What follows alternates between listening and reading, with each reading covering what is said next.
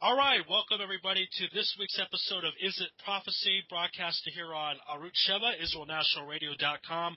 Also simulcast on YouTube as the Messiah Hour. If you go to YouTube, type in Messiah Hour with Ari Louis, you'll see all of our current episodes. We have an archive of episodes with Rabbi David Katz, Rabbi Sharga Simmons, founder of Honest Reporting, and Rabbi Yosef Mizrahi. This week it is our proud pleasure to bring on a great guest. This gentleman really is knowledgeable and really an expert, I should say, on all the matters that we've been discussing for the last few months in this program. He's the author of 4 books on the subject regarding Mashiach. You can find that on Amazon.com, also cityofluz.com. Please bring on the show warm welcome to Rabbi Bakst of cityofluz.com. Rabbi, how you doing out there? Hi, Baruch Hashem. Happy to be here with Yari. So we were talking off there about a lot of different topics, and one episode probably won't even be enough just to get a piece of it, but we'll try to do what we can for our audience out there listening. Let's talk about the fact I may have made a mistake on this show because I said in the past that we were trying to look at examples in the world and say if it fills Tanakh, but perhaps is that a wrong way of looking at it? That's maybe a Christian way of looking at it, and the more Jewish way of looking at it is a different approach. Or are we asking the wrong questions? I guess is what I'm trying to say. Yes, Ari, that is correct. And there is a very important principle that there are no correct answers to wrong questions, and so it's very important that we take a step back and see what are the very questions, where are the questions coming from that we're asking. And this idea that is prevalent very much in the Christian world, but also very much in the Torah world, of trying to utilize the Tanakh verses in the Torah to substantiate events that are happening currently in the whole geopolitical realm. And the Gaon of Vilna is known to have stated, and his disciples write this down, that if you do not know the deeper meaning, which is called the sod in Torah, of a verse, then even the peshat, the simple narrative explanation of that verse, will not be correct. We have to first understand what is the hand that goes into the glove. In this case, the hand represents the soul, the sod, which is also referred to as the Kabbalah, and the verse itself, the simple meaning of the verse, is simply the glove that hand is wearing. And if anyone is going to utilize a verse as a proof text for some event that is occurring, they have to first be aware of the deeper meaning of that verse. In this case, what is the Kabbalistic explanation of that verse? And I want to emphasize here that for me, in the school of Kabbalah that I'm coming from, which is the school of Gaon of Vilna and his disciples from the city of Shklov, that there is no such thing really as mysticism, as a separate field of study in the world of Torah, any more than your soul is not separate than your body. And thus, the language, the true language of the Torah is the mathematical-like system of the Kabbalah. Most people do not know, and even people that have studied Kabbalah they do not fully appreciate that our true language is a mathematical-like system, and it's fundamentally based upon Lurianic Kabbalah, the Kabbalah of Rabbi Yitzhak Luria, which is based upon the Zohar, which is based upon the Torah itself. That this is a complete self-contained language with mathematical-like precision, and it is possible for two Torah scholars that know the same language. They can communicate with each other about these very deep matters regarding the end of days, not with speculation, not with their own ideas, not with philosophy. Basically, you can prove something in Torah as if it were a scientific experiment that you set up and you can show a colleague how to set it up the same way, and he must come out with the same results, or there's something wrong here. This really is how Torah functions, and unfortunately, we have lost so much of our true language, which is the inner language of the Torah, the Kabbalah. And so the idea of just looking at verses and trying and defining them based upon how they appear on the surface, or how we understand what this word can be. Oh, this is a metaphor for this, and this is an allegory for that. That's really not correct, because every single verse in the Torah is a mathematical-like equation. It can look like prose, it can look like poetry, it can look like the Bible, but it's not.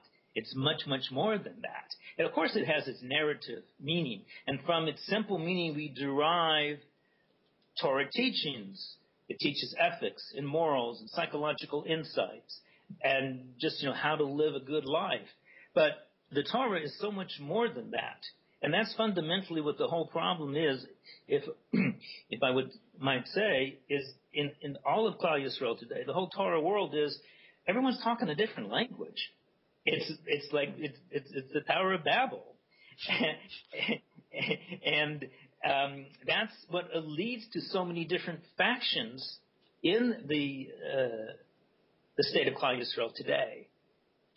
All right, now that's what I want to get to next is the elephant in the room, because this show is talking about Mashiach, and part of the reason I wanted to start the show was because for some reason it seems like in the Orthodox world it's not talked about, certainly enough, for some cases at all.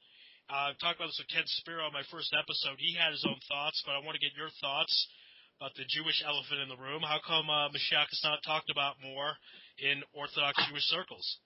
Okay, excellent question. It is the question, and it is the elephant in the room, the Jewish elephant in the room. And it's a very, what can I say? It's a sad state of affairs. And there's many ways to approach this, and it is a complex issue. It's not just one factor. In Torah thinking, everything is a gestalt. In the Kabbalah, it's called a partsuf. It means it's an integrated whole. And just like a human being, our form is made out of fundamentally, head, torso, legs, feet, arms. Okay, it's a configuration of all these parts. Any issue we're looking at is going to be like that. So we just have to understand that to begin with, and all we can do now is just touch on the surface of some of these issues. Okay, most people in the Torah world know about a phenomenon called the Erev Rav, the mixed multitude. It's mentioned numerous times in the Torah, and in truth, the Rizal points out every time it says the word Am, nation, as opposed to Am Yisrael, the nation of Israel, people of Jacob. It just says the word Am.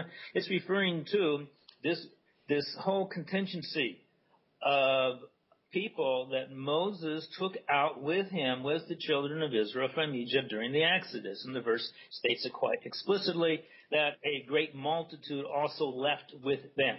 Okay? Now, who the Erev Rav are and how they got there is a whole different story. And why did Moses take them out? Even though according to our oral tradition, the Holy One, as it were, advised Moses, don't do it. Moses did it anyway. That's a whole study in and of itself. Okay. But the Erev Rav is a type of alien element that has attached itself to the collective body and soul of Israel. And they have been the thorn in our side all throughout our history. Particularly, they came to the surface with the beginning of secular Zionism, and then in 1948 with the state of Israel. The secular leadership of Israel, and it's certainly in all the inner circles of Torah Judaism. I mean, everyone knows they're the Erev Rav. Now, we have to be very careful here. This is not referring to secular Israelis, secular Jews, but to the leadership. And the Gaon Vilna emphasizes this because the term is Erev Rav. Rav means great. It also means a teacher. That's where the word rabbi comes from. Rav, Rebbe, rabbi. Okay? So, we're only looking at the leaders. Okay? the people themselves can't be blamed because they were taught, and all they know is what they were taught by the leaders. Okay. So the bad guys are known as the Erev Rav, the mixed multitude. Okay, and within that you have a whole spectrum. It's not just one type. You can't compare a Menachem Begin to a Shulamit Aloni. Okay, although they are both in the spectrum, the far ends of the spectrum of this phenomenon. It's a spiritual phenomenon that has, of course, manifestations in with real people and real situations. But the Menachem Begin, for example, was so much closer to true Torah and certainly to the spirit of what a Jew is than those on the far left.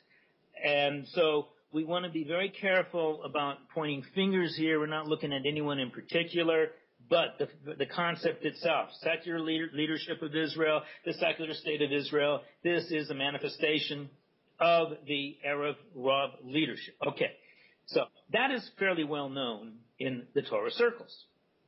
Okay, what is not well known and is virtually unknown, there's another group that's called the Erev Katan, or the Erev Zair. Zair is another word for little, the terminology in the Zohar. And what I'm telling you now is based upon the Gaon of Vilna's commentary, and I explain this in detail in my books. We know that also the Erev Rav was the leadership of the Erev Rav at the time of the giving of the Torah. They were the ones that orchestrated the entire creation of the golden calf. And we know what that ensued from that. There was another group there, but they're way in the background, and because they were so much smaller, you don't see them on the surface. But we know they were there. And guess what? They're still here with us now. If the Erev Rav is here, then the Erev Katan is here also. Who are the Erev Katan? Okay. There's an underlying symmetry here that really simplifies things. It's a template. And this is very, very Jewish. Judah does not walk straight. We don't look at the world in a simple linear fashion. We go right, left, middle. Everything in Torah has a right side, a left side, a middle side. It's a triune structure. And we see this, for example, in the historical phenomenon of you got Abraham, Isaac, and Jacob. Don't think of them as one after the other, but Abraham's on the right side. Isaac is on the left side. Jacob is in the middle. And we see this throughout our Torah literature and liturgy. For example, El Hagadol Hagibor v'Hanorah. These three adjectives are referring to these very three aspects in this triune structure. Now, that's the first thing we have to understand. Second, we have to understand is that everything in the world has a face and a backside. Everything has its holy aspect, and it has its dark side. In Torah terms, this is called the fruit and the klippah. Everything in this world has a klippah. In fact, there is a well-known formula that says, La'olam ha-klippah karma lepri. Always the klippah, the shell, the husk of something, precedes the fruit. We're born in an embryonic sac. That's the klippah that surrounds us. And here you see it's serving the holiest purposes. Klippah by itself, very important. This is not understood and appreciated enough. It is not evil in itself. You wouldn't be eating an orange if you didn't have the klippah, the peel that surrounds it, that allows it to grow. Okay? But the same thing, the same phenomenon happens with groups of people and with individuals, even with the patriarchs and the matriarchs. Everyone comes into the world, but there's some residue, there's something that needs to be cleaned out. Okay? With Abraham, he first gave birth to a Ishmael, okay, the progenitor of the Arabians, Ishmael, and with Hagar, okay. Only after that klippah aspect was removed, then was Abraham with Sarah give birth to an Isaac. But even Isaac gave birth to and Esav along with a Jacob. Esav being that same backside, that same klipa aspect or residue. It's really what it is. It's a spiritual contamination left over from the time of the fall of Adam, from the time of the paradigmatic collapse of Adamic consciousness and reality. And we know that the patriarchs in our whole history as Jews is this process of purifying what occurred due to the eating from the tree of knowledge. And the whole matter of the Messiah is simply, we're coming full circle. Who is the Mashiach Messiah? It's none other than Adam. Literally. This is not meant to be a metaphor. It is literally, it will be the same Adam, but now in a fully rectified state. Okay? So, you've got, and this is alluded to, by the way, in the Notricon, there's an anagram. If you take the word Adam, in Hebrew, Aleph, Dalet, Mem, okay, in English, A-D-M, each letter there stands for a aspect in this whole process. The A is for Adam. That's where it begins with. The D, the Dalet, is David, King David, who historically, in terms of our concept of time of 6,000 years, is right in the middle of this process. And at the end, you have the M. The M stands for Mashiach. It also stands for Moses, because the Torah tells us. In fact, Mashiach is Moses. Moses is the one that took us out from Egypt, and it will be Moses again that will take us out from the Egypt of this entire world. All reality is about to be redeemed as we were. We were just a microcosm. We're going into the macrocosm of the redemption, and the Mashiach is going to be an amalgamation of Moses, even on a higher level than Moses was in his time. And it's going to include the original Adam. And it's going to include, in fact, the two, what's known as the Train Mashiachim, the twin Messiahs, the Josephic Messiah and the Davidic Messiah. These are all aspects and parts of what the Mashiach is, but most importantly, and this is what's always left out of the equation, the Mashiach is going to also include all of us, all of our consciousness, all of not just the Jewish nation, but all the rectified 70 nations of the world, is all going to become one collective mind. This is Mashiach. And so, and just as a side point, for all of us that say, we want Mashiach now, are we really prepared for what's about to happen? Yeah, let's talk about that. Again, we're speaking with Rabbi Bakst here on Israel Prophecy and Israel National Radio, also simulcasted as the Messiah Hour on YouTube. And we were speaking pre this program, basically Raiders of the Lost Ark, when the good comes out, the Nazis melt, and you had a great point that nothing, basically Shem communicates to us in everything, even in movies. It wasn't like that movie happened for no reason, right? Tell us, is it going to be like that, the melting when Mashiach comes? Yes, and I'll get to that one. I just want to finish this other concept here. So you have waste material from Abraham, waste that came out in Ishmael, and then by Isaac, you had Esau.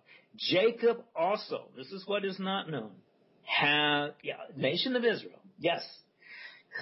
We have a residue also. We have a backside. We have a dark side. We have a klipa. It's like a virus. And that is called the Erev Rav. That is the backside of Klal Yisrael. However, and I'm presenting all of this so we can see some of the underlying symmetry of what is occurring to make sense out of everything. Well, just as you have the Erev Rav, the great mixture of people on one side of the body, the collective soul body of Israel, you have another klipa on the right side. And that is the extreme, well, we don't like using those words, but it refers to some of the religious leaders of Israel. The most extreme example, obviously, would be groups such as Neturei Karta.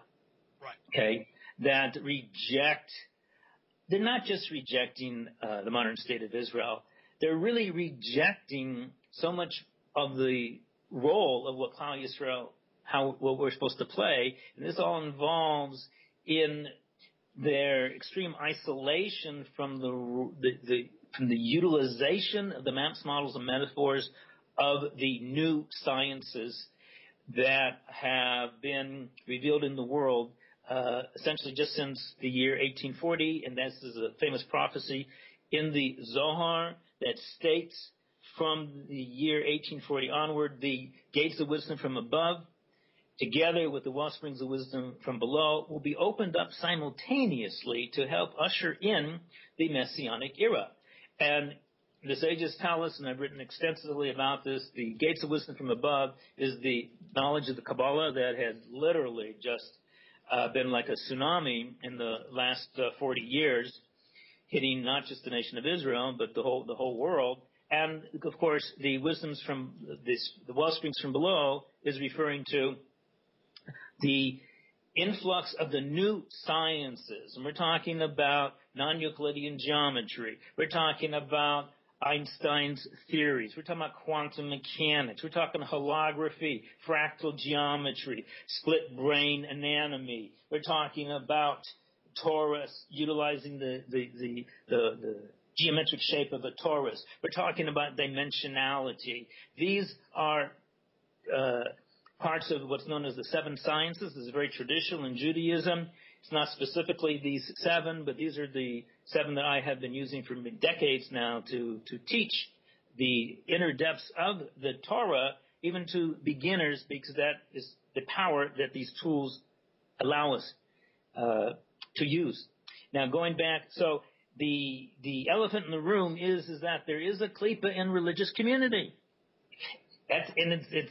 I'm not saying this. I'm not making this up. This is from the Gaon of Vilna, and this is coming from other sources as well. And so, why is there such a reticence in many circles still in the religious community to embrace the Kabbalah? Well, this is one aspect of the klipa of the Erev Katan, of those leaders. And this should not shock us. There is a explicit statement in the Talmud, in Tractate Baba Kama 52. All right, that concludes the first part of our episode of Is It Prophecy here on Israel National Radio. Don't forget to email me at messiahhour@gmail.com and check out this episode on YouTube, Messiah Hour with Ari Louis. Type that in, you're going to see a lot of great episodes. Stay tuned for part 2 with Rabbi Joel Bakst right after this.